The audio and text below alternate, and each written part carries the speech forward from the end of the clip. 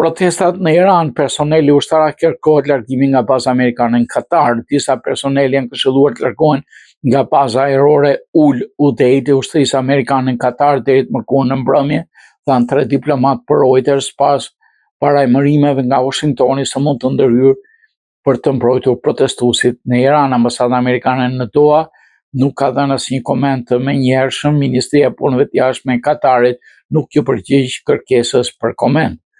Është një ndryshim qëndrimi dhe jo një evakuim i urdhëruar, tha një nga diplomatët për Reuters. Diplomati tha se nuk ishin në dieni nëse ishte dhënë një arsye specifike për ndryshimin e qëndrimit.